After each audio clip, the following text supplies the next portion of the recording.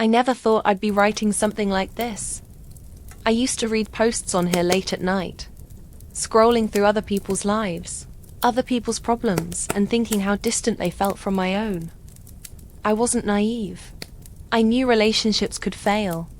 I just never believed mine would end up like this.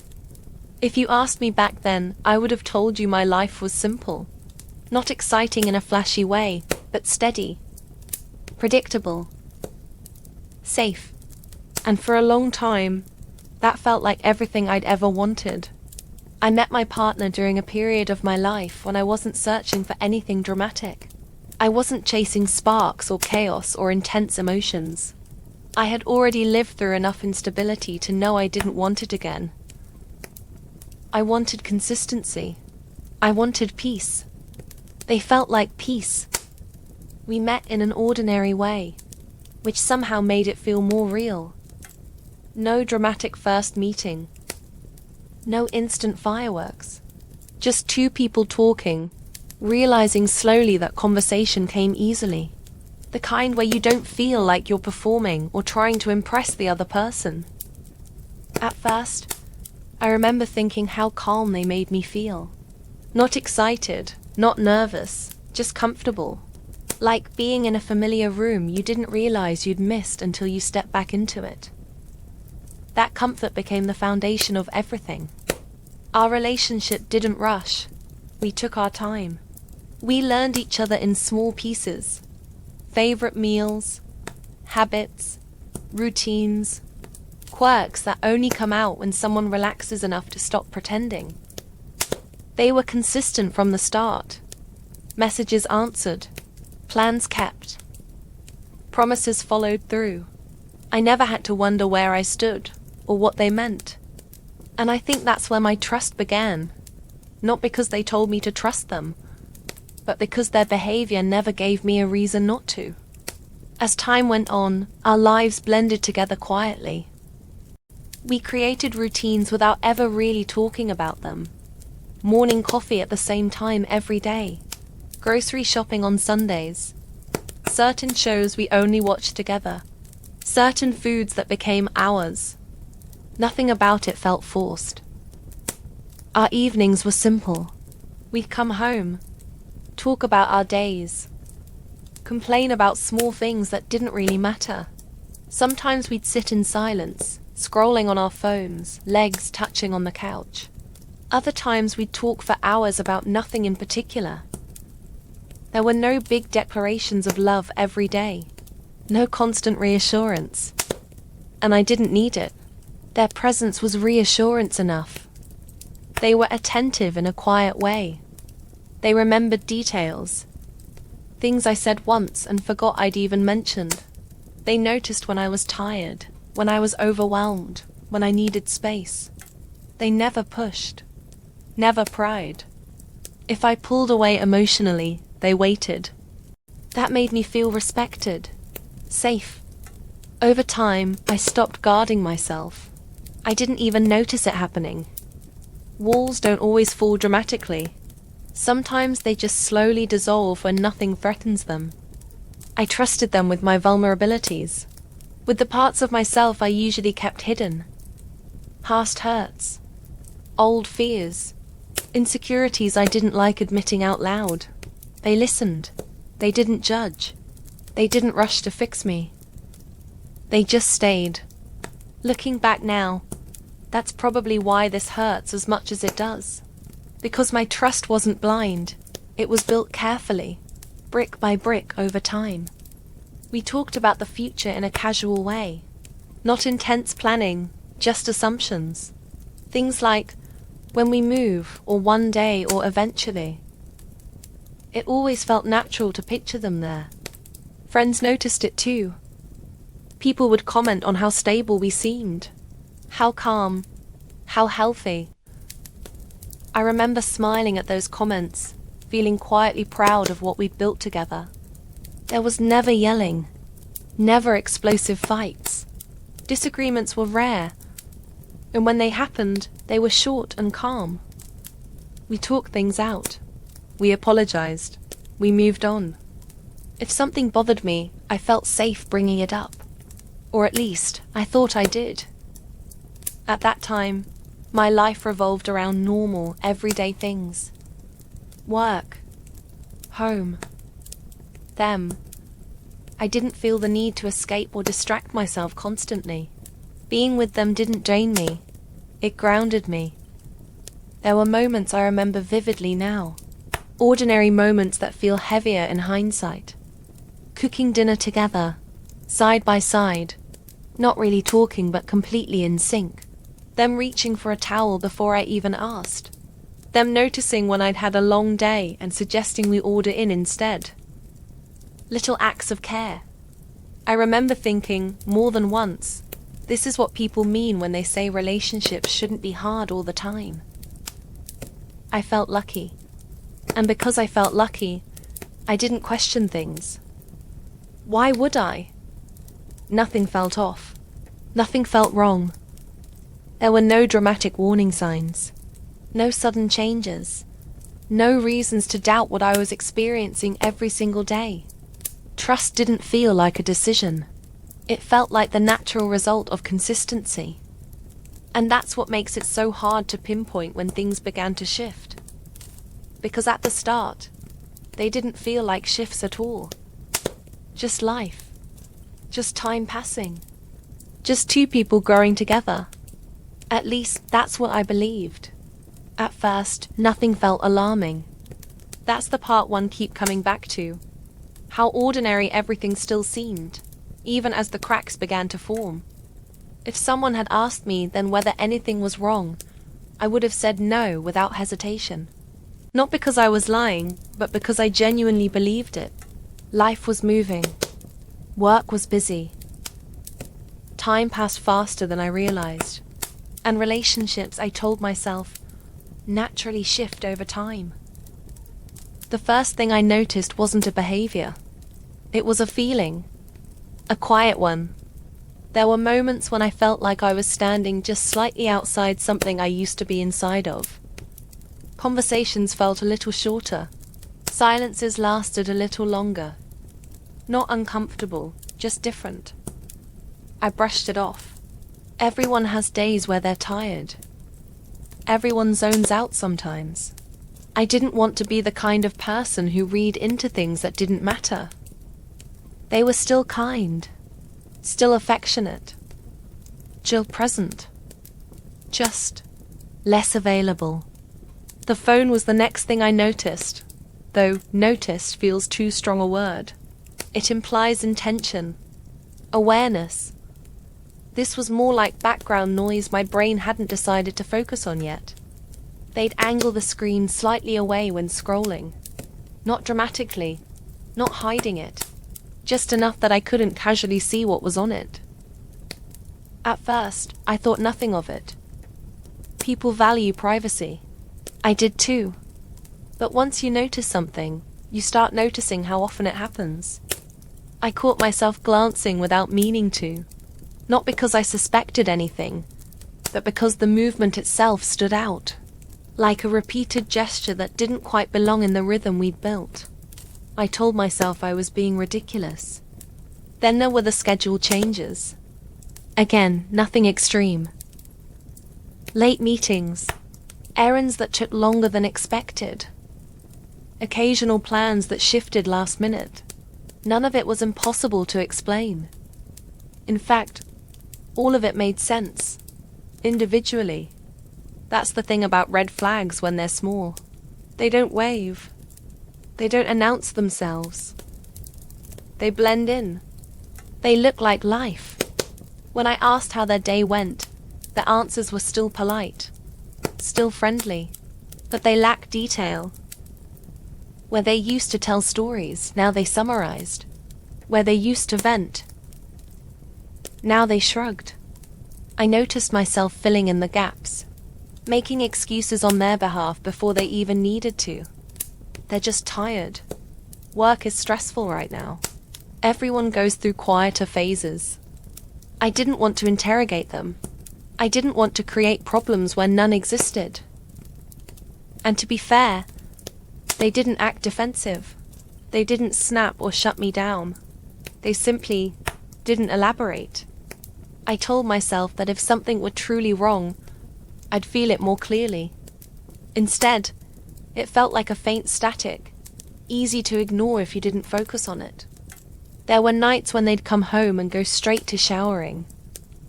Longer showers than usual, not suspicious on their own, but noticeable when paired with everything else. I remember standing in the kitchen one evening, waiting for them to come out, listening to the sound of running water, and thinking how strange it was that I felt lonely while they were just a room away. That feeling passed quickly. I didn't dwell on it. I didn't want to be dramatic. Affection changed next, subtly enough that I questioned whether it had changed at all. They still kissed me goodbye, still said goodnight, still reached for me on the couch, but the gestures felt automatic, like habits rather than moments. I found myself holding on to them just a second longer than before, waiting for them to initiate something instead of always being the one to lean in. Sometimes they did. Sometimes they didn't. I started tracking patterns in my head without realizing I was doing it. Which days felt normal? Which days felt distant? Which conversations flowed? Which ones ended early? I didn't write anything down. I didn't confront them. I didn't even talk to anyone about it. I told myself that real problems announce themselves loudly. This wasn't loud. It was quiet enough to be ignored. There was one moment that stands out now, though at the time I dismissed it completely. We were sitting together, scrolling on our phones, comfortable silence between us. I laughed at something I saw and turned the screen toward them instinctively. They smiled, but didn't mirror the gesture. Instead, they tilted their phone just a bit more toward themselves. The movement was small, reflexive. I remember feeling a brief sting of something I couldn't name. Not anger, not suspicion, just distance. I told myself I was projecting. I hated the idea of becoming someone who questioned harmless behavior. I'd seen relationships crumble because of constant suspicion, and I promised myself I'd never be that person. So I did what I'd always done. I trusted, or at least, I tried to. There were moments when they seemed like their old self, again. Warm, present, engaged. Those moments reassured me more than anything else. They made me believe the distance was temporary, a phase. I clung to those moments, because as long as they existed, I could tell myself everything was fine. I didn't know yet that inconsistency can be more damaging than absence, that it trains you to wait, to hope, to ignore the growing unease because relief eventually comes. Looking back, I realized this was the point where my instincts began whispering, not screaming, just whispering. And I chose not to listen. By the time I became consciously aware that something was wrong, I had already been living inside the discomfort for weeks. It didn't arrive suddenly. It accumulated. The unease stopped being something I could brush away easily. It lingered longer after conversations. It followed me into other rooms. It showed up when I was alone, doing nothing in particular. I still didn't think they were doing anything wrong. What I thought was that I might be. I started replaying interactions in my head, conversations that felt slightly off, moments where I might have been distant without realizing it, days when I was tired or distracted or quiet. I wondered if I had changed first. That idea felt safer than the alternative. If I was the problem, then it could be fixed. I tried to be more attentive. I asked more questions about their day. I smiled more. I made an effort to be lighter, easier to be around. I didn't tell them I was doing this. I didn't want to burden them with my uncertainty. Instead, I adjusted myself quietly. There were days when it worked, or at least it felt like it did. They'd engage more, laugh more, sit closer. Those moments felt like proof that I was right to look inward, instead of outward. And so I doubled down. I told myself relationships require effort, that people drift sometimes, that love isn't always effortless. I became hyper-aware of my tone, my timing, whether I was asking too much or expecting too little. Meanwhile, the small behaviors continued. They started stepping out to take calls more often. Again, not hiding, just choosing privacy where they hadn't before. If I happened to be nearby, they'd lower their voice slightly. Not enough to seem suspicious, just enough to feel different. When I asked who it was, the answer came easily, casually, no hesitation. That's what made it hard to question. They weren't defensive. They weren't secretive in obvious ways. If anything, they were almost too normal. And that made me feel foolish for even noticing. I remember one evening in particular. We were eating dinner together, talking about something trivial. Halfway through my sentence, I realized they weren't really listening. Their attention was split, eyes flicking to their phone, fingers tapping the screen occasionally. They apologized when I paused, put the phone face down. But it happened again 10 minutes later. I told myself not to take it personally. Everyone multitasks. Everyone gets distracted. Still, I felt something tighten in my chest. I started noticing how often I was the one initiating conversations now. How often I was the one asking follow-up questions. How often I was the one filling silences. When I stopped, the silence stretched. Not awkward, just empty. I wondered when that shift had happened, and why I hadn't noticed it sooner. At some point, I tried bringing it up. Gently, carefully, not accusatory. I said something vague, something safe. I feel like we haven't been as connected lately. They looked surprised, truly surprised. They asked what I meant, said they hadn't noticed anything different, asked if I was okay. The question caught me off guard. I hadn't prepared for that. I stumbled over my words, suddenly unsure of myself. I couldn't point to anything concrete. No undeniable evidence, just feelings. They listened. They nodded. They reassured me, told me everything was fine, told me they loved me, told me I might just be stressed. And somehow, by the end of the conversation, I was the one apologizing. I apologized for overthinking, for reading into things, for creating tension where none existed. They hugged me, told me it was okay, that they understood. And for a moment I believed them. But something shifted after that conversation. Not in them, in me. I started censoring myself. Every time I noticed something that felt off, I stopped myself from mentioning it. I didn't want to be that person. I didn't want to be needy or insecure or paranoid. I told myself that trust means choosing not to question. So I chose. Again and again. There were nights when I lay awake replaying the day in my head, not because anything dramatic had happened, but because nothing had. I missed the feeling of being fully seen. I missed the ease of our earlier conversations. I missed the certainty. At the same time, I felt guilty for missing those things. Relationships evolve, I told myself. Expecting constant closeness was unrealistic. I reminded myself of how good we had been, how solid, how lucky. I compared myself to the people in the stories I read online, the ones dealing with obvious betrayal, lies, cruelty. My situation didn't look like that, so it couldn't be that. And yet the distance continued to grow, slowly, quietly, like water rising inch by inch. So gradually you don't realize you're standing in it until it reaches your knees.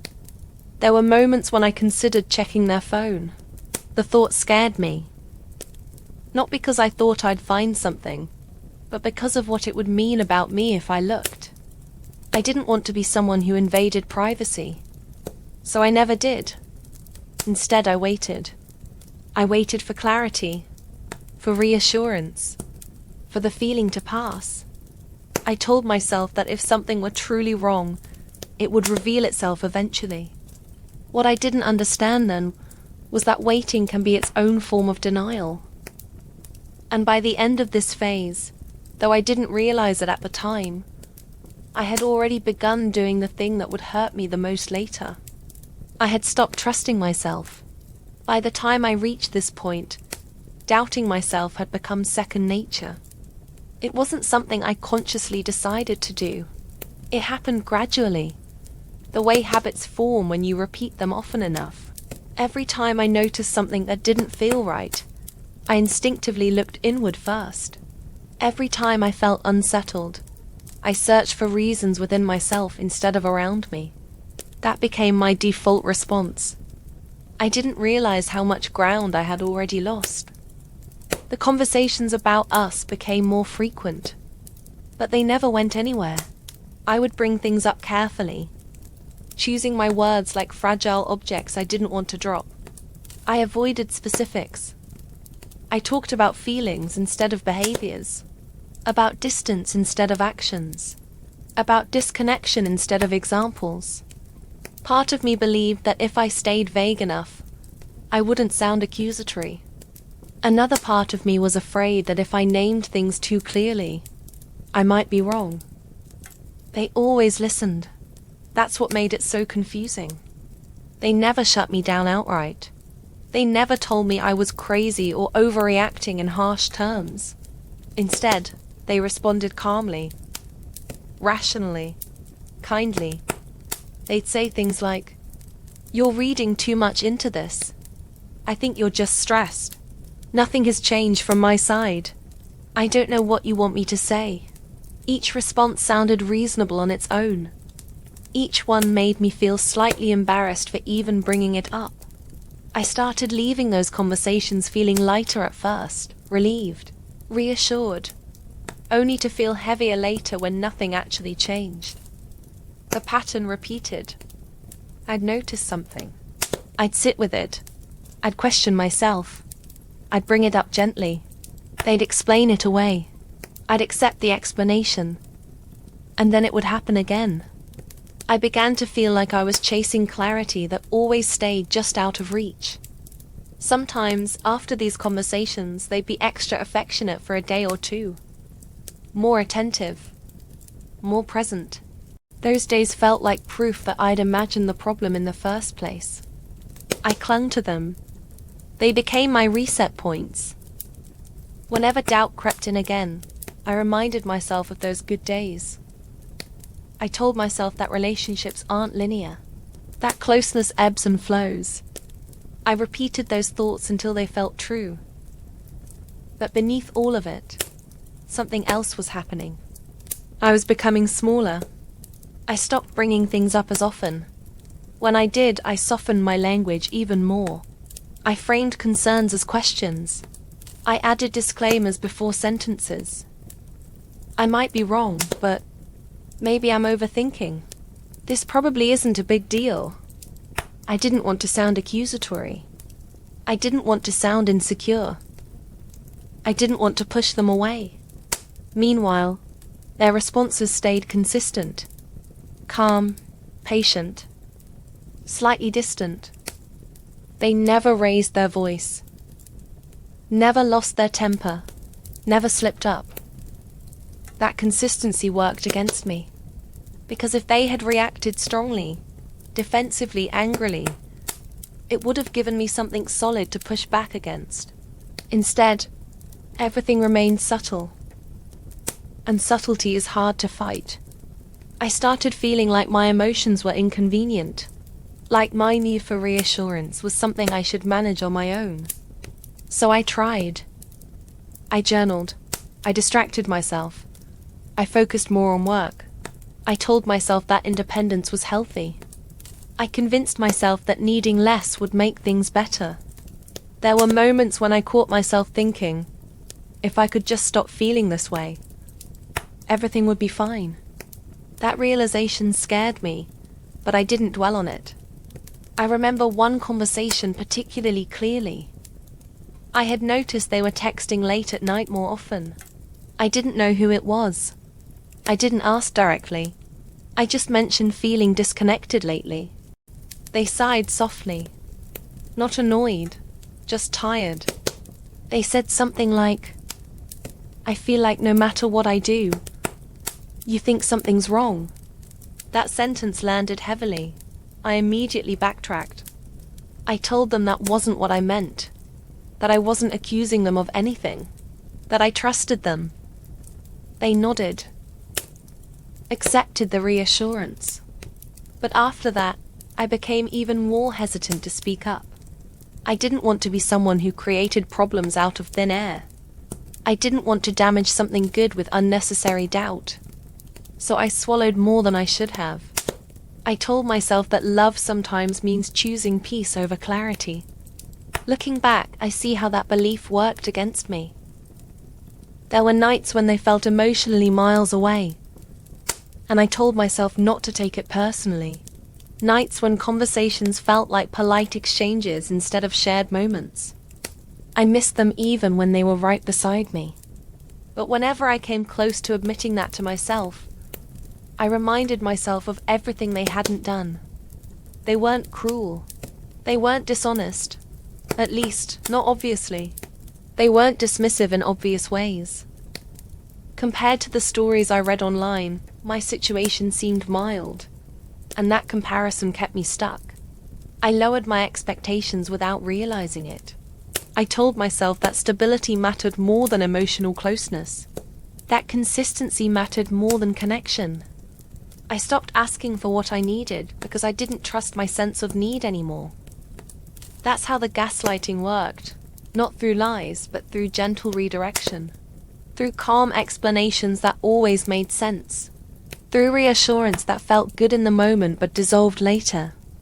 I began to feel like my intuition was unreliable, like my emotions were exaggerated, like my discomfort didn't have a clear source, which made it easier to ignore. By the end of this phase, I wasn't questioning them anymore. I was questioning myself. And I didn't realize yet that this was exactly what would make the truth hit so hard later. Because when it finally came, it didn't just break my trust in them. It shattered my trust in my own perception. The discovery didn't happen the way I always imagined betrayal would. There was no dramatic confrontation, no raised voices, no moment where everything shattered all at once. It happened quietly, almost mundanely, and that somehow made it worse. It was an ordinary day, so ordinary that nothing about it stands out in my memory, except what came after. We were doing something practical, one of those shared responsibilities that come with living together, a task we'd done countless times before without issue. I wasn't suspicious. I wasn't searching.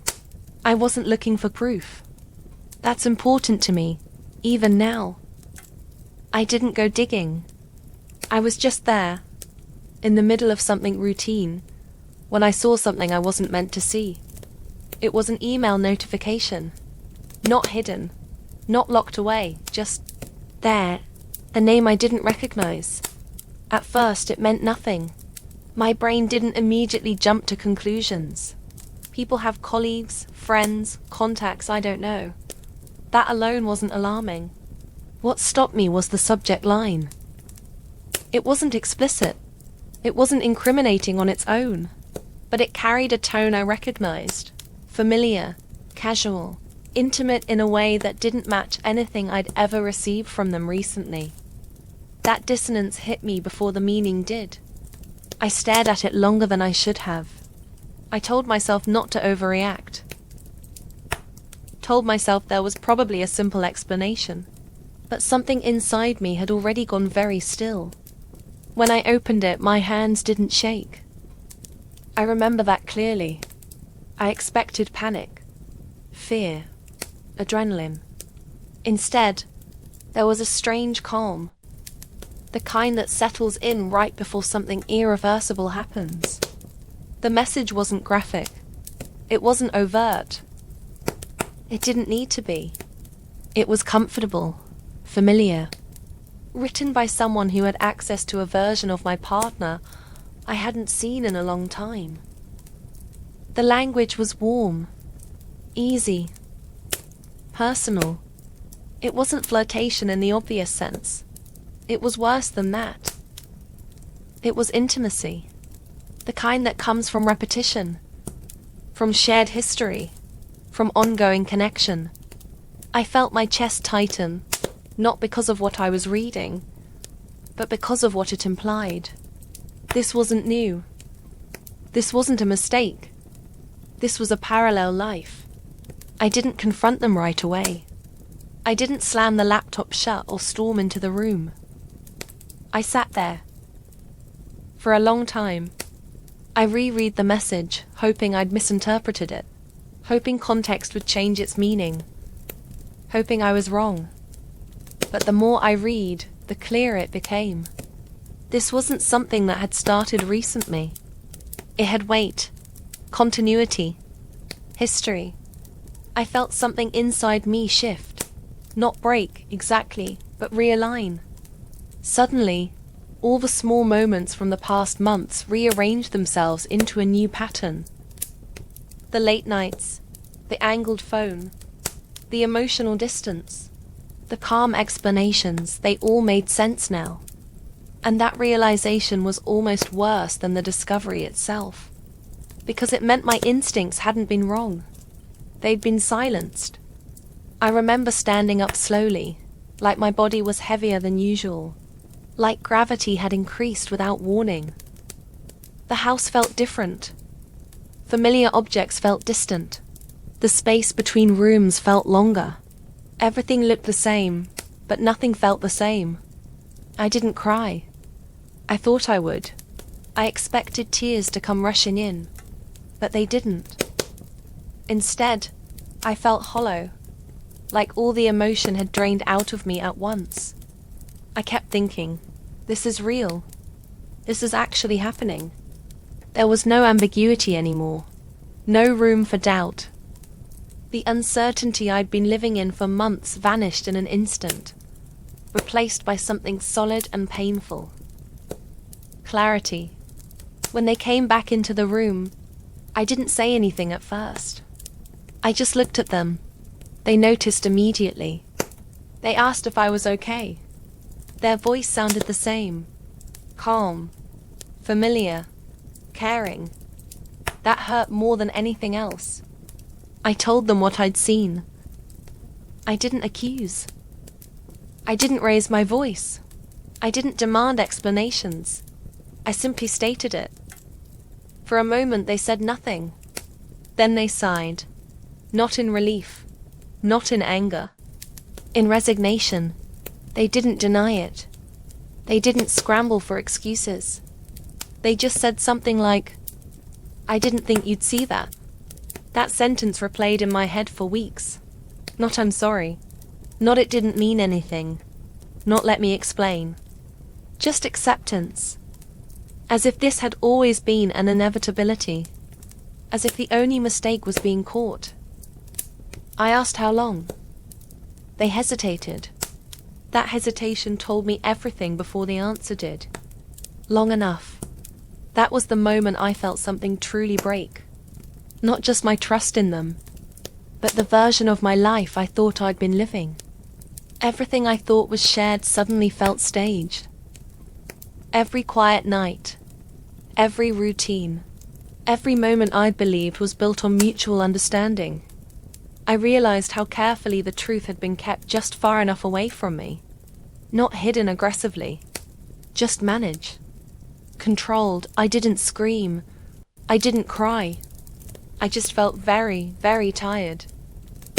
And beneath that exhaustion, something else settled in. Grief. Not just for the relationship, but for myself. For the months I'd spent doubting my own perception. For the parts of me I'd silenced to keep the peace. For the trust I'd given so freely, believing it was safe. The days after the discovery blurred together. Not because too much happened, but because everything felt suspended. like time had lost its usual structure. Morning and night still existed, but they didn't carry meaning anymore. I moved through them mechanically, doing things because they needed to be done, not because I wanted to do them. We stayed in the same space for a while, not because it was healthy, not because it was comfortable, but because neither of us knew how to dismantle a shared life all at once.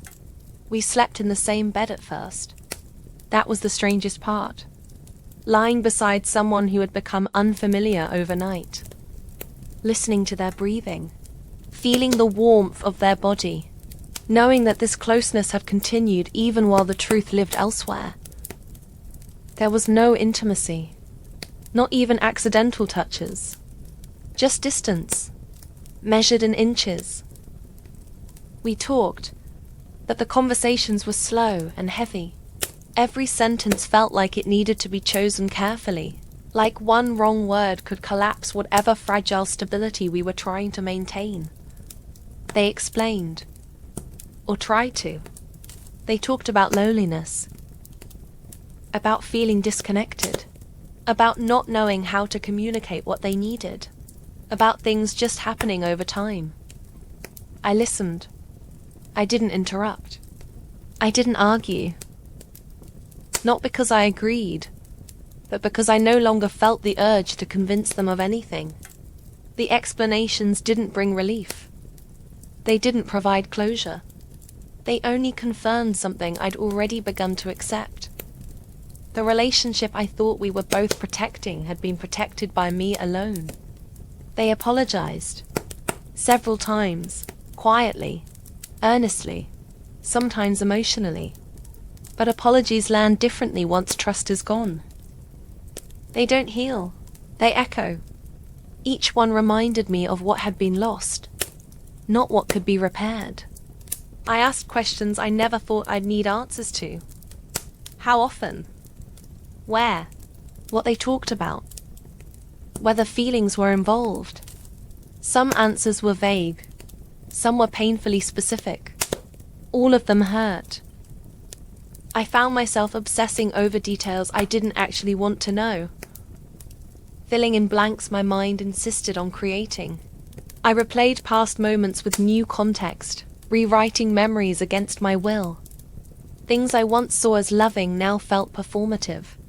Things I once dismissed as insignificant now felt deliberate. That mental rewriting was relentless. Exhausting.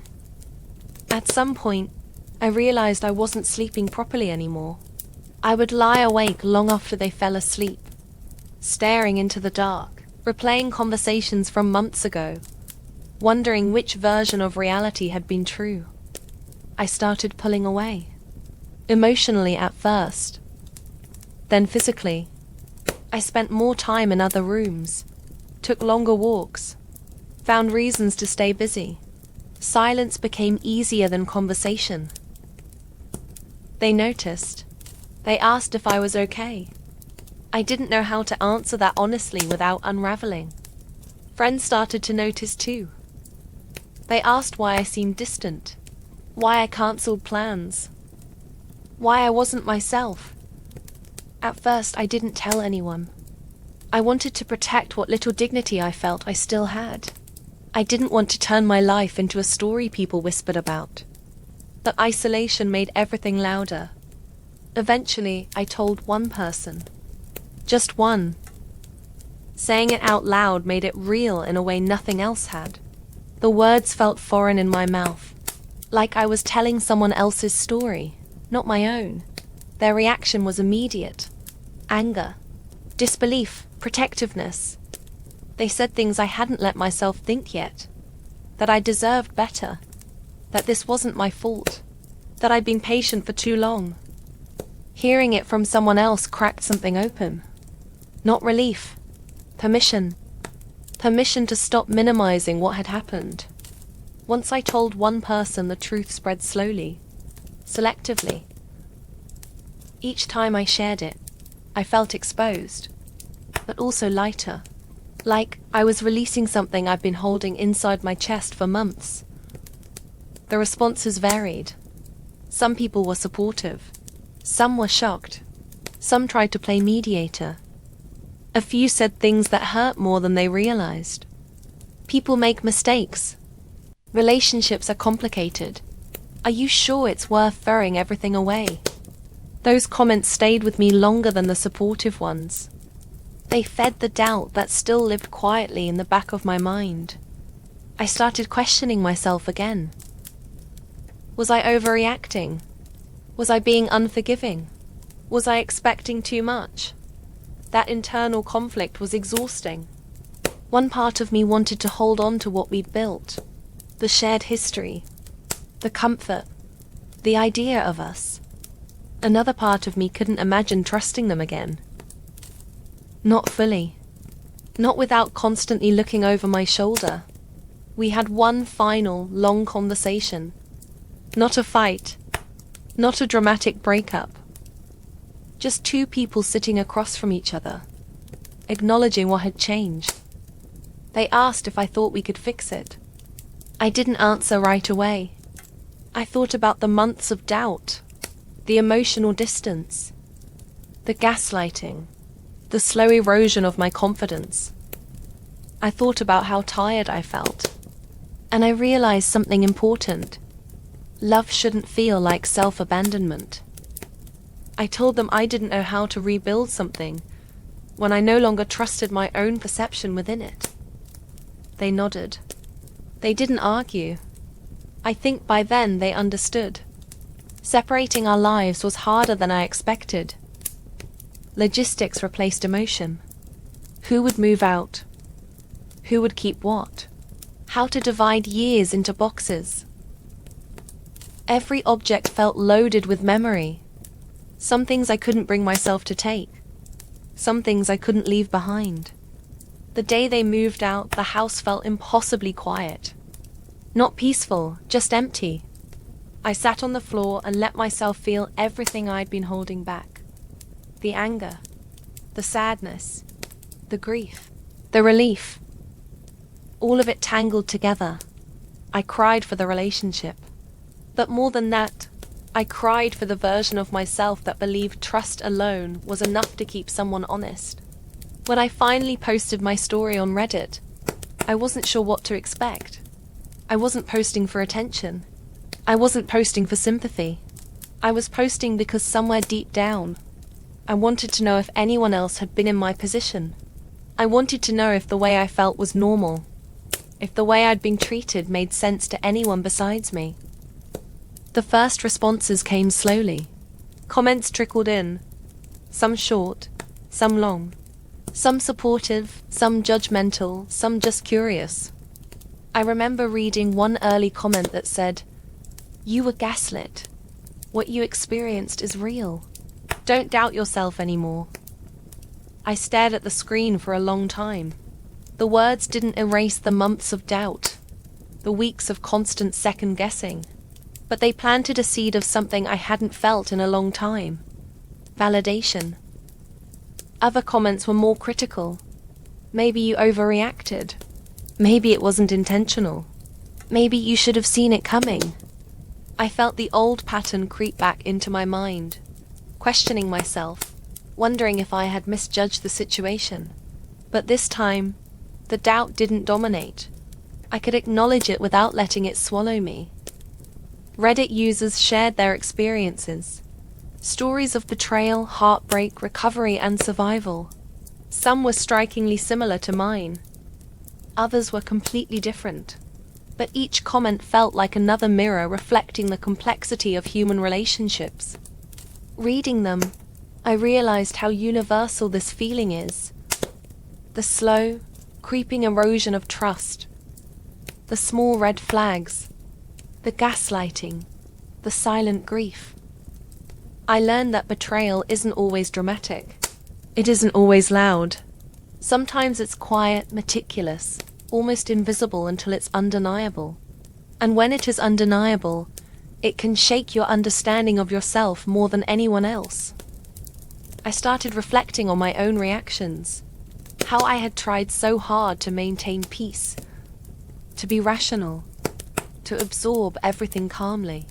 How I had silenced myself repeatedly in the name of love.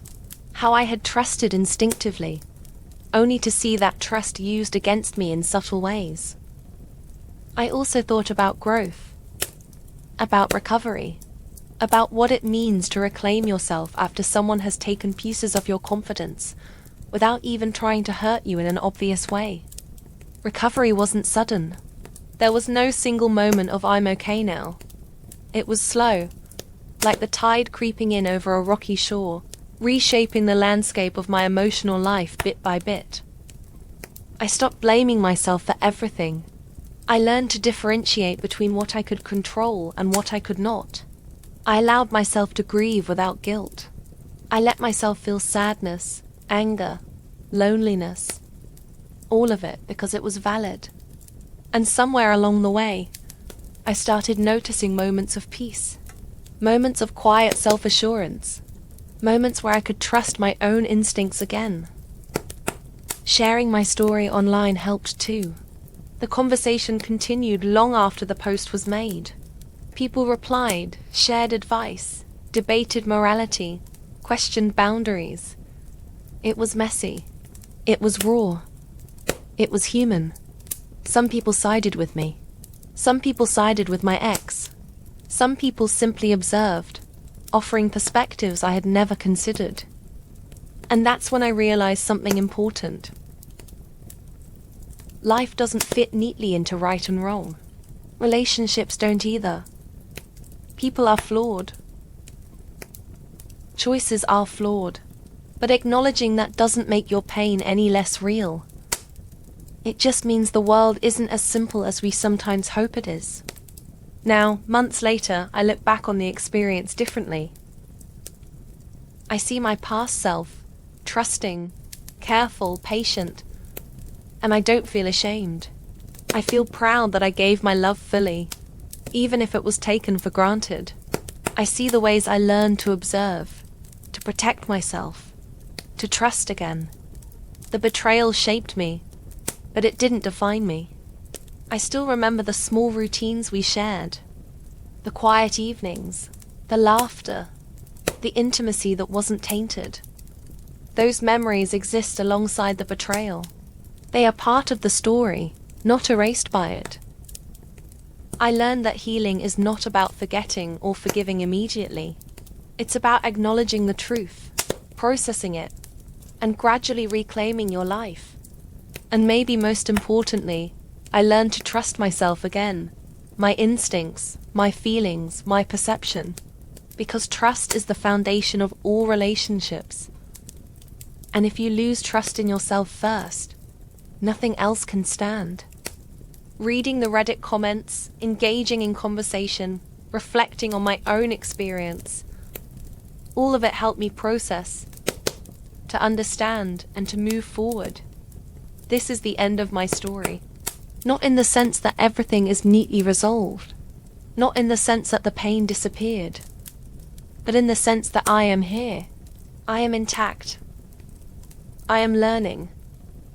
I am healing. And that, I realized, is more than enough.